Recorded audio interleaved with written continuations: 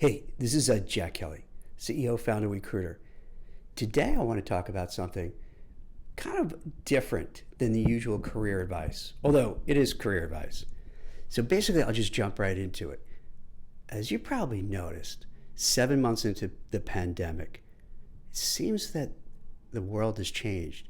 And I know that sounds cliche when you say that, but I mean something a little different. Looking back, pre-COVID, think about it. We kind of had it made. I know you're thinking, oh, come on, we didn't have it made, relatively speaking. Think of at any point in time in history how bad people had it. No running water, going to an outhouse. You didn't have TVs, you didn't have radio, you didn't have iPhones.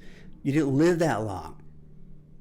Pre-COVID, 2019, 2018, in hindsight, wasn't so bad. In our pocket, we have an iPhone that you have everything and anything you want. You could go on Amazon, buy whatever you want, have it delivered the next day. You have Uber drivers taking you all over the place. You have Instacart shoppers buying your food, delivering your food. You could sit on the couch and watch anything you want. Any movie, TV show, sporting event, concert. Think about it, it's just amazing. And we take it all for granted.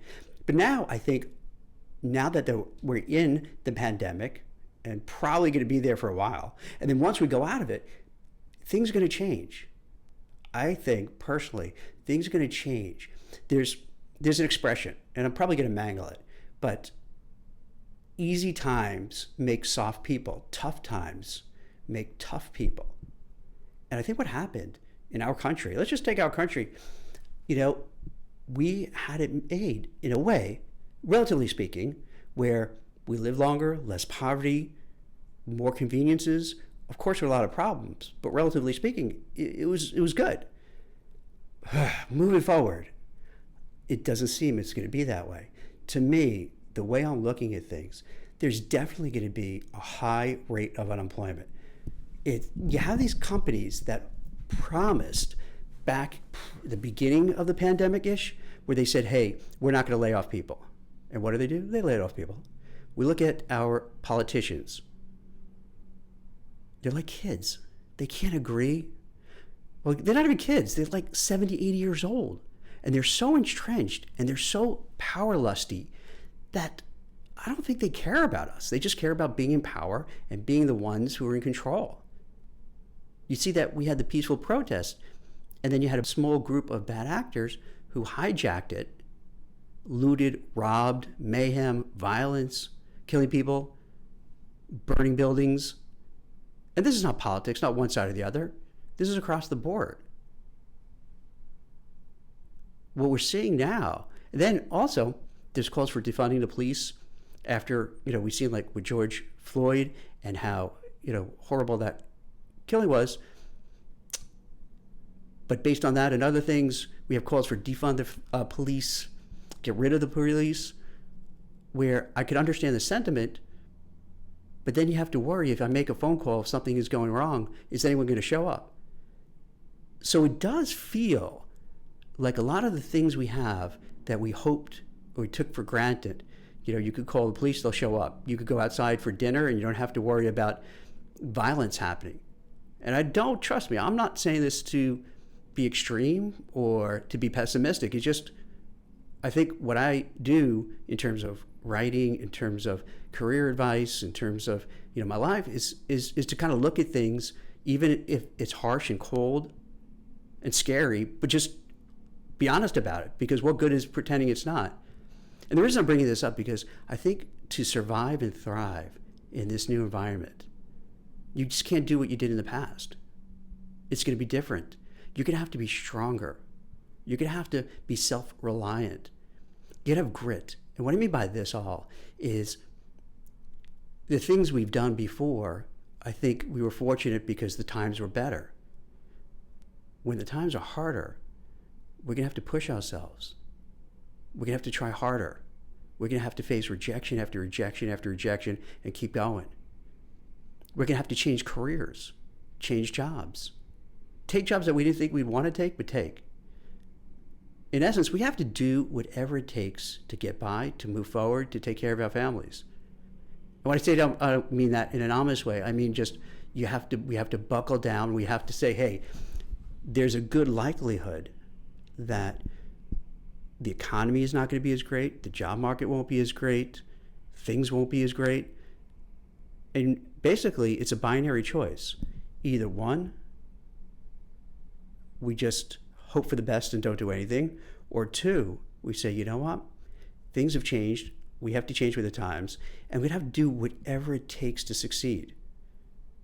If that means maybe I turned my nose up at a job in the trades, maybe go that direction. If maybe I looked at certain professions or jobs and thought that's beneath me, like going into sales, maybe you say, you know what, maybe I should go do that and try something new. Maybe it's starting a business. Maybe it's going back to school to learn something new. But I think the underlying tone of what I'm trying to get across is that when the times change, we have to change with it. And it does seem things will be more challenging, harder, less opportunities, more infighting with our politicians who really don't care about us, and we're going to be left to our own devices. Now, you could look at it as that's scary, or you could look at it as it's uplifting, that you have the chance to say, hey, you know what? I don't need to depend on our mayor, our governor, our president, our congresspeople. I'm going to do this on my own. I'm going to chart my own course. I'm going to move forward. In spite of all the difficulties, the challenges, the roadblocks, I'm not going to let it stop me. I'm going to do whatever it takes to move forward. And I think that's the attitude you have to have moving forward. And I know it could sound grim or bleak, but I don't mean it that way. I mean it just, sometimes you have to just look at the reality and say, hey, here's the hand I'm dealt. I got to play it the best way I can. So my suggestion is, as you're looking for a job now, as you're navigating your career, keep in mind what's happening today might not be the same a week from now, a month from now, a year from now. So you're going to constantly keep your eyes open, constantly network with people. Always think of what you could be your plan, B, your plan C, your plan D. You want to be prepared. You don't want to be caught flat-footed. And then when, you get that call from HR and say, hey, Jack, we want to speak with you. Can you come in here? And you're going to get that pink slip. You don't want to have to start panicking. And then all of a sudden, then you have to, okay, let me, start networking. Let me go on LinkedIn. Let me update my resume. You want to have that all planned out. You want to be ready. You want to be prepared. You want to be mentally, emotionally, physically strong. So my message, and you'll see I wrote an article about this in Forbes, and I'll attach it to the piece, is really all about this, that the times are changing, and this is going to be a time where you have to be mentally, emotionally, physically, spiritually strong. And if you are, then life is open to you. You can have all the opportunities. If you become just complacent and think things will just be as they were, I think you're going to be in trouble. So what I would suggest you need to do is kind of do some homework on, what do I want to do? Where do I want to go? Is this industry still going to be around? Is my field going to still be around? Is it going to be taken over by artificial intelligence, technology, robotics? Could it be offshored? Could the job be sent to a lower cost city or state? You want to analyze all these things and see, what are the odds of me staying in this job and growing? Or do I have to kind of pivot now before it's too late? Do I have to reinvent myself? Or do I have a plan B or C or D, so if these things happen, I already have something going on? Or even have a side hustle now that you really enjoy doing and that perhaps you can make into a business and go from there. But the key is, be vigilant. Look at the landscape, look at your job, look at your field. What are the chances that you can succeed, that you can move forward, you can develop? If they're great, then you're fortunate, and then you just keep doing what you're doing and keep moving forward. But still keep an eye out just in case. If you feel that it's stacked against you, don't hope for the best. Take action now. You don't want to wait until it's too late. You want to take action and say, hey, this area might not be attractive. I'm in the airlines industry and it doesn't look so good. And I'm just going to wait and hope I'm not being laid off. Well, that's a rough way to live. So you may want to start planning. So I know this sounds a little dark, and I don't mean it to be at all, But I wouldn't be of help to you guys if I always said, hey, everything is great. Don't worry. You're the best. You're going to get a fantastic job. You'll get a job tomorrow. You'll make more money. What good is bullshitting and just throwing it out there? Most people do that if you think about it. Oh, yeah, everything's all right. Don't worry. It'll all work out. It's easy to say because it's easy to say. And then you can walk away and you feel good. You said a good, nice thing and the person's going to feel good. But the reality is sometimes you have to act. You have to take action. You can't just sit there and wait for things to happen to you. So I would today sit down, think about your job, think about your career, think about a future, and then start mapping out what if plans. What if something happens? Do you have enough money in the bank? Do you have another type of job to fall back on? Do you have other skills that you could transfer into something? Do you need to get some more, maybe go back to school, more accreditation, maybe kind of change fields and start thinking? Because if you start thinking ahead of time, there's no panic. You could do it with a clear mind. Once you're in the midst of it, then it's rougher because you're not thinking straight, you're worried, you're concerned, you're seeing the bills pile up and no money coming in. So start now, start getting a game plan together, start being focused, start working on being self-reliant and taking care of yourself. And you'll see, as you start doing that, you're going to feel good about yourself. You're going to feel like, you know what?